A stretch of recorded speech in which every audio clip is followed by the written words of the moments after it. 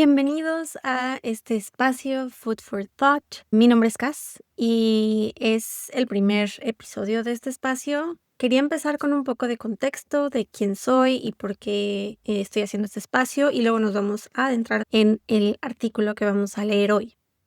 Pues vivo en Canadá, trabajo en una empresa que somos partners de una empresa muy grande que vende tecnología y dentro de sus productos uno de los más grandes es inteligencia artificial y yo llevo trabajando para ellos más de 4 años y desde que empezó inteligencia artificial, de hecho antes que saliera ChatGPT, ya estaba muy metida en temas de marketing e inteligencia artificial como creación de contenido y creación de blogs y bueno, muchas más cosas.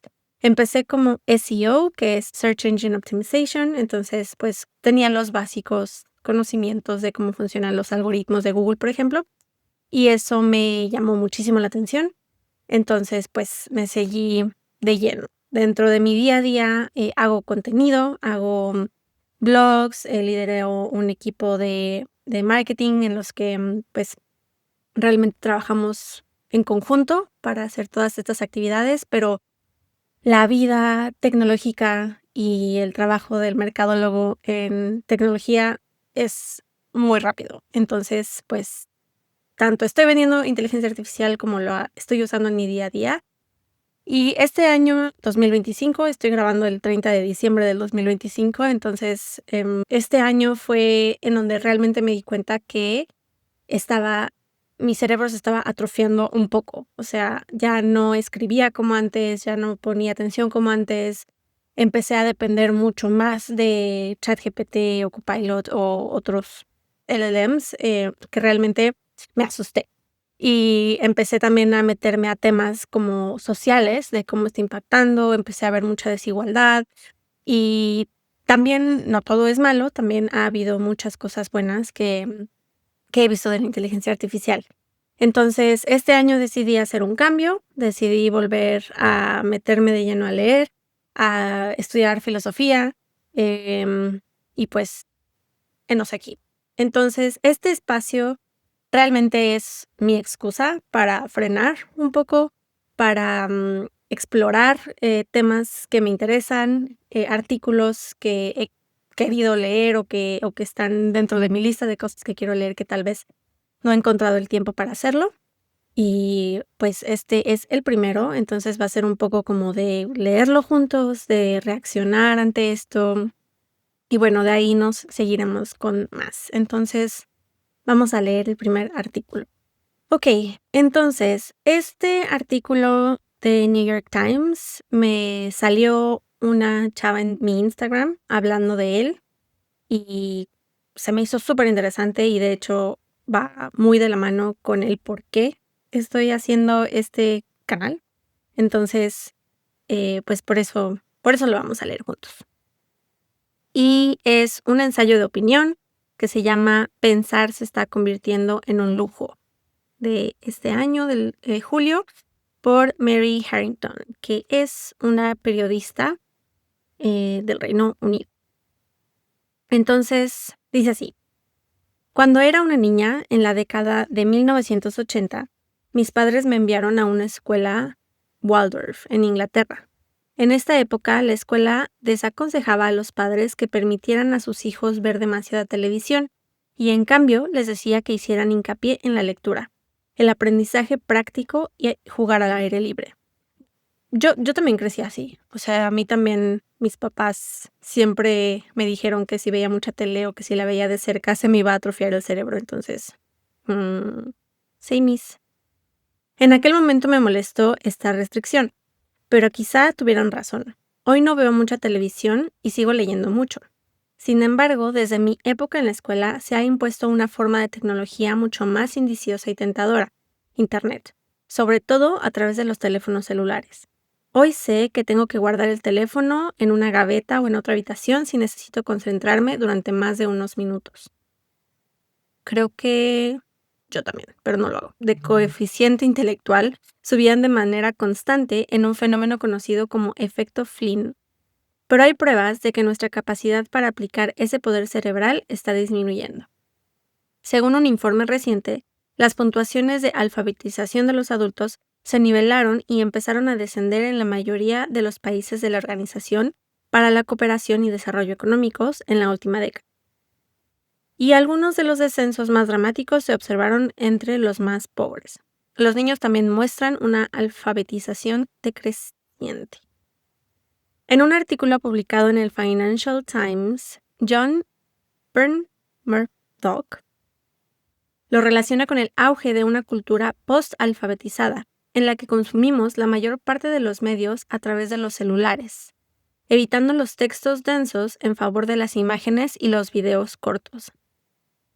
Claro que esta es una tendencia que se ha visto en los últimos años, o sea, y en marketing también. O sea, antes podías escribir un blog de 1200 palabras o 2000 palabras y la gente lo leía. Hoy ya todo lo que escribas en línea tiene que ser skimmable, o sea, que la gente pueda solo escanear, a lo mejor ver los headings y los subtítulos y seguirse con el contenido.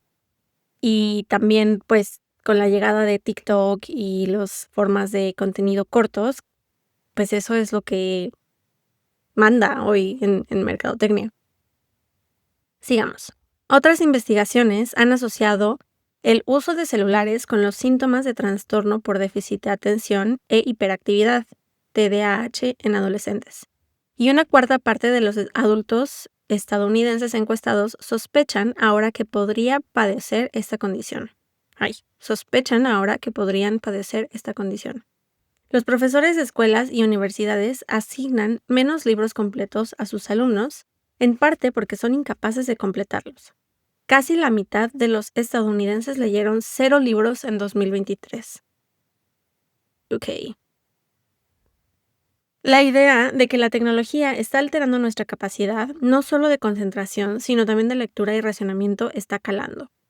Sin embargo, la conversación para la que nadie está preparado es cómo esto puede estar creando otra forma de desigualdad.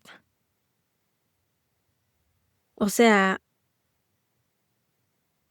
que se está creando otra forma de desigualdad entre las personas que pueden concentrarse y leer un libro y las que no. Piensa en esto comparándolo con los patrones de consumo de comida basura. A medida que las chucherías ultraprocesadas se han hecho más accesibles e inventivamente adictivas, las sociedades desarrolladas han visto surgir una brecha entre quienes tienen los recursos sociales y económicos para mantener un estilo de vida sano y quienes son más vulnerables a la cultura alimentaria obesogénica. Esta bifurcación tiene una fuerte influencia de clase. En todo el occidente desarrollado, la obesidad se ha correlacionado fuertemente con la pobreza. Me temo que lo mismo ocurrirá con la marea de post-alfabetización. Bueno, aquí creo que lo he pensado desde hace mucho tiempo, que es mucho más caro hacer un súper o tener un estilo de vida sano o menos chatarra, menos chucherías, que comer en la calle a veces o comer cosas que ya están hechas como McDonald's. Y caro no solamente en dinero, o sea, que a lo mejor las cosas orgánicas en el súper sí están más caras que las procesadas, que un pan de caja Bimbo te va a costar mucho más barato que si vas a una panadería, a lo mejor en donde usan harina integrales o sin conservadores. Pero también el hecho de tener el tiempo para prepararte este tipo de comidas es un lujo. O sea, hay gente que tiene que tener 2 trabajos y que, pues, obvio no les da tiempo para cocinar, sano, ¿saben? Y otras personas que, pues, tienen más tiempo. O sea, por ejemplo, yo que trabajo desde casa, me da un poco más de tiempo, cocinar aquí, ¿sabes? O sea, tener como la comida hecha por mí, en mi break o lo que sea, pero yo sé que estoy viviendo en un lujo y yo sé que hay muchas personas que no tienen tiempo. Entonces, claro que, pues, ahí también hay una fuerte desigualdad y Me hace sentido, amiga. ¿Cómo se llamaba la autora? Qué vergüenza. Mary. Buen punto, Mary. Ok, sigamos. La alfabetización a largo plazo no es innata, sino que se aprende a veces laboriosamente. Como ha ilustrado Marianne Wolf, académica de la alfabetización, adquirir y perfeccionar una capacidad de lectura experta de formato largo altera literalmente la mente. Adquirir y perfeccionar una capacidad de lectura experta de formato largo altera literalmente la mente. O sea, capacidad de leer un texto largo. Reconfigura nuestro cerebro, aumenta el vocabulario, desplaza la actividad cerebral hacia el hemisferio izquierdo, analítico, y perfecciona nuestra capacidad de concentración, racionamiento lineal y pensamiento profundo. La presencia de estas características a escala contribuyó a la aparición de la libertad de expresión, la ciencia moderna y la democracia liberal, entre otras cosas. ¿Por qué?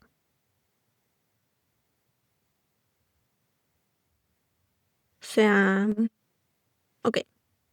Los hábitos de pensamiento formados por la lectura digital son muy diferentes, como nuestra Cal Newport, experto en productividad en su libro 2016, Céntrate. El entorno digital está optimizado para la distracción porque diversos sistemas compiten por nuestra atención con notificaciones y otras exigencias. Las plataformas de las redes sociales están diseñadas para crear adicción, y el mero volumen de materia incentiva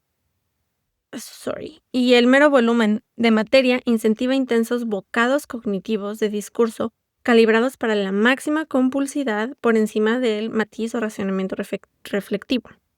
Los patrones de consumo de contenidos resultantes nos forman neurológicamente para ojear y reconocer patrones y saltar distraídamente de un texto a otro, si es que acaso utilizamos nuestros teléfonos para leer. ¿Qué es lo que les decía? O sea, realmente el contenido, y creo que soy parte del problema realmente, o sea, hacer contenido que sea solamente diseñado para captar la atención en segundos. O sea, los primeros segundos del video es lo que hace que te quedes al video. Los primeros párrafos de un blog es lo que hace que ni siquiera lo leas. O sea, que solo lo scrolles un poco. Y supongo que lo mismo con los libros. O sea, sí creo que los hacen tanto adictivos y pues ahí está nuestra capacidad de lectura. Cero, como yo. Cada vez más, el acto mismo de leer apenas parece necesario. Plataformas como TikTok y YouTube Shorts ofrecen una fuente inagotable de fascinantes videos cortos. Estos se combinan con memes visuales, noticias falsas, noticias reales, ciberanzuelos, desinformación, a veces hostil, y cada vez más un torrente de contenido basura generado por inteligencia artificial. Pues sí. El resultado es un entorno mediático que parece el equivalente cognitivo del pasillo de la comida de basura, y al que es tan difícil resistirse como esos coloridos y poco saludables empaques de gosolinas, de golosinas. Un liberal clásico podría replicar: claro, pero al igual que con la comida basura, depende del individuo tomar decisiones saludables. Sin embargo, lo que no tiene en cuenta es que, al igual que los efectos negativos sobre la salud del consumo excesivo de comida basura, los daños cognitivos de los medios digitales serán más pronunciados en la parte inferior de la escala socioeconómica. Y eso quiero saber por qué. O sea, aquí lo que está diciendo es comparar un poco la comida chatarra, que es fácil, es accesible, es deliciosa, es riquísima, pero también los resultados de comer comida chatarra todo el tiempo no son los más óptimos. Y lo mismo con las plataformas de redes sociales, o sea, YouTube, TikTok, claro que son fáciles de digerir, son rápidos, son deliciosos y quieres más de eso. Y sí, hay gente que diría como, ay, pues no lo veo.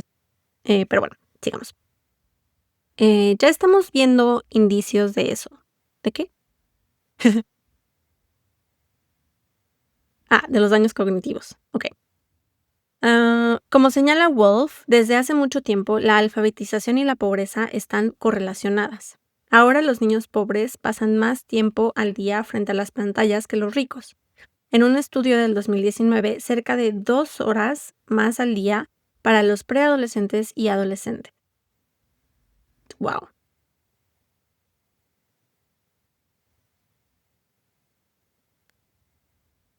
Ujú. Ay, me quedé a la mitad. Cerca de 2 horas más al día para los preadolescentes y adolescentes estadounidenses cuyas familias ganaban menos de $35,000 al año, en comparación con sus compañeros cuyos ingresos familiares superaban a los $100,000 anuales. Las investigaciones indican que los niños que están expuestos a más de 2 horas al día de tiempo de pantalla recreativo tienen peor memoria de trabajo, velocidad de procesamiento, niveles de atención, habilidades lingüísticas y función ejecutiva que los niños que no lo están. Sin rodeos. Tomar decisiones cognitivas saludables es difícil. En una cultura saturada de formas de entretenimiento más accesibles y absorbentes, la alfabetización prolongada puede convertirse pronto en dominio de subculturas de élite. ¿Pero por qué? O sea, aquí ya me quedó claro que los niños con familias que ganaban menos pasaban más tiempo en el celular y por ende tenían peor memoria, peor atención, y que los niños que son de mayores recursos, ¿no? ¿Pero por qué? Sigamos. Las élites, los grupos religiosos y los conservadores ya están adoptando límites autoimpuestos al uso de la tecnología. Entre 2019 y 2023 se abrieron en Estados Unidos más de 250 escuelas clásicas, muchas de ellas cristianas, con una ética centrada en la alfabetización de grandes libros de formato largo. Abundan las nuevas guías e iniciativas de esta multitud, como el reciente libro de The Tech Exit, A Practical Guide to Freeing Kids and Teens from Smartphones, de Claire Morel, miembro de un grupo de reflexión conservador. Órale. La salida de la tecnología, una guía práctica para liberar a los niños y adolescentes de los smartphones. No solo se trata de conservadores. Figuras notables de la tecnología como Bill Gates y Evan Spiegel han hablado públicamente de frenar el uso de pantallas de sus hijos. Otros contratan niñeras a las que les exigen que firmen contratos de no teléfono o envían a sus hijos a escuelas Waldorf. Tengo mucha curiosidad de qué son escuelas Waldorf. Después lo investigo. Nota.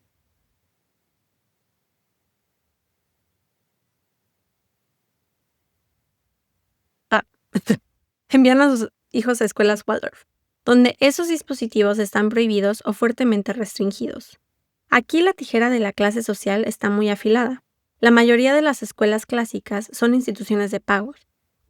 Proteger a sus hijos del uso excesivo de dispositivos en la escuela Waldorf de la península te costará $34,000 al año en los cursos de primaria. Uy. Ok. Muchos estados de Estados Unidos, entre ellos California, están restringiendo el uso de celulares por parte de los alumnos, lo que en teoría debería igualar las condiciones. Pero es optimista suponer que esas normas se aplicarán con la misma determinación en las escuelas privadas de salones pequeños, con menos estudiantes que en las públicas masivas, por no hablar de los hogares de estos estudiantes. Incluso más allá de Silicon Valley, algunas personas limitan a la estimulación digital, como las redes sociales o los videojuegos, durante periodos de tiempo determinados como parte de la práctica de superación personal del ayuno de dopamina. El enfoque ascético,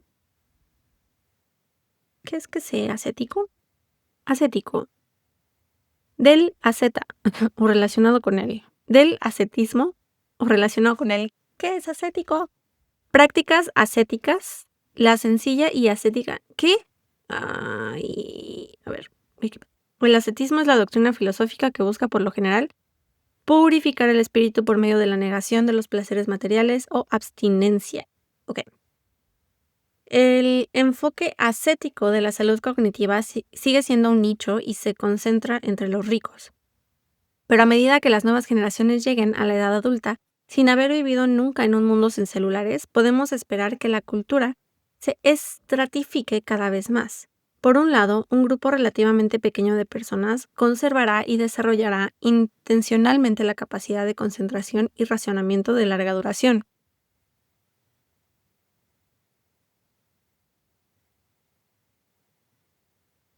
Por otro, una población general más amplia será efectivamente post-alfabeta, con todas las consecuencias que aquello implica para la claridad cognitiva.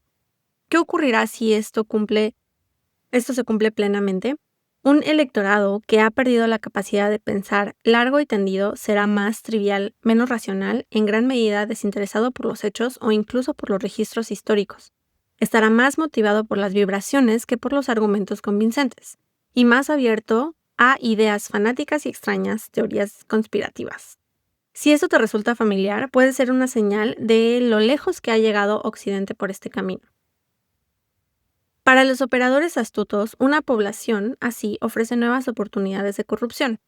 Los oligarcas que tratan de modelar la política en su beneficio se beneficiarán del hecho de que pocos tendrán la capacidad de atención necesaria para seguir o cuestionar políticas en campos aburridos y técnicos.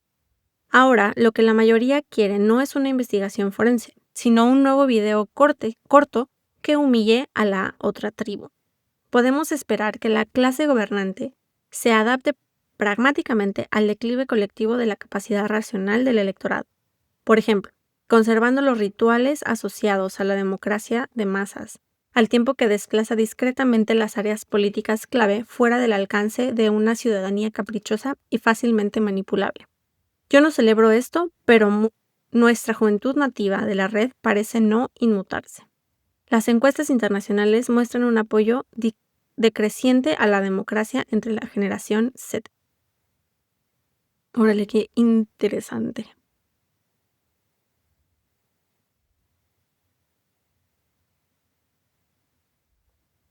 No me sorprende en lo absoluto, porque al final creo que entre más letrado y con capacidades de analizar y de tener opiniones personales y públicas, más ruido puedes hacer, más fuerza y más poder, tal vez.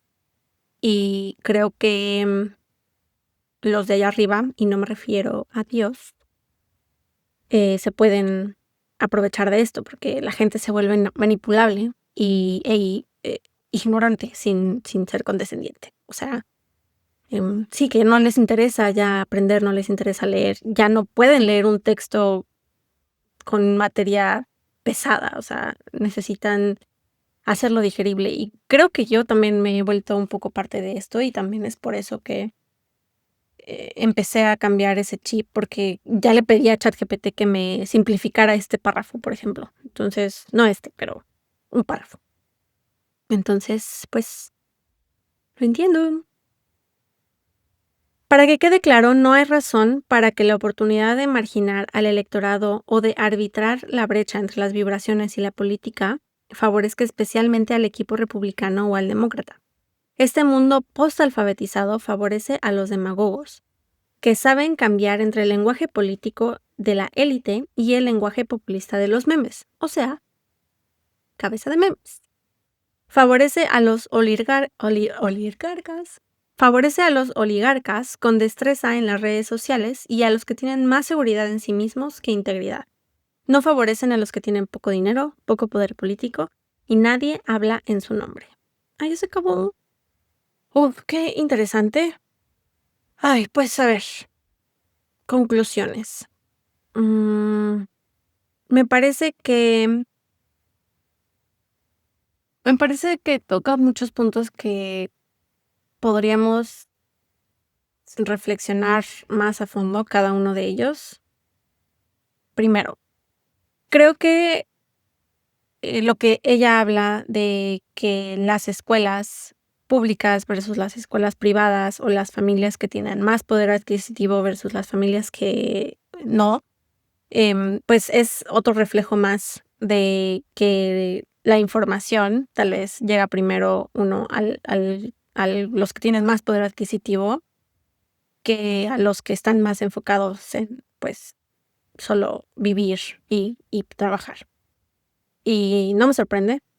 Creo que también he visto últimamente y más este año el nivel de desigualdad de conocimiento, principalmente en inteligencia artificial. O sea, los que trabajan en tecnología, pues son mucho más alfabetizados. Yo la analfabeta soy yo, pero ellos entienden cómo funciona la inteligencia artificial, entienden que son, pues, algoritmos que predicen que realmente no es inteligencia, o sea, es probabilidad y estadísticas, que los que no trabajan en eso, o a lo mejor los que no tienen, otra vez vamos con el recurso del tiempo, no tienen tiempo para sentarse e investigar qué es la inteligencia artificial. Y ahorita está empezando, o sea, empezando, pero realmente es muy joven y ya se ven grandes, nichos de desigualdad entre los que saben que es inteligencia artificial y los que todavía están súper con el tabú en la cabeza de que no, o sea, ellos piensan que es inteligencia tal vez, humana o que nos van a conquistar en algún punto. Y, eso me preocupa mucho, primero. Segundo, estoy totalmente de acuerdo que las redes sociales y ya hay estudios que demuestran que, pues, el cerebro suelta dopamina, microdosis de dopamina cada vez que tú le das scroll a un video, y que el cerebro se está entrenando para no poner atención a videos largos, sino a videos que requieren solamente 10 o 30 segundos de tu atención, y luego el cerebro dice: "Bueno, ya vi este, otro, otro, otro". Entonces, realmente sí estamos entrenando nuestro cerebro a no concentrarnos, a no poner atención a las cosas, a no tener retención de información, que por ende, pues, hace muy difícil volver a querer leer un libro o meterte a la página del gobierno para ver qué están haciendo, porque ya nuestro cerebro no tiene esa capacidad. Y dijo algo muy interesante, que es, que parece que fuera muy sencillo decir: "Ay, pues, voluntad", o sea, por voluntad propia, deberían no ver estos videos y deberían salirse de TikTok y de Instagram y todo, pero la verdad es que la sociedad, mm, se ha desarrollado para que esto sea así. Entonces, sí creo que hay una parte fundamental que el individuo debería tomar conciencia y dejar el celular de lado, borrar estas aplicaciones o tener un timing o no sé, empezar a hacer actividades para ya no estar tanto tiempo en esto. Pero también creo que es una lucha que tiene que ser social, así como el estado de California, que ya dijo que no se pueden, no sé, la verdad, o sea, de lo que me acuerdo esto que leí, pero, o sea, que ya no se pueden tener celulares en las escuelas, creo que también es una parte muy grande que el gobierno debería, pues, tomar acción para esto. A seguir informándonos, a seguir, trabajando en nuestras habilidades cognitivas y de información y de retención. Y, pues, nada, este fue el primer artículo, me gustó. Creo que pudo haber sido un poco más profundo, pero la verdad está muy, muy chido. Bueno, pues nos vemos la siguiente semana o el siguiente episodio, no sé cuándo lo voy a sacar, no sé de qué va a ser el otro, pero, pues, ahí vamos viendo. Okey, bye.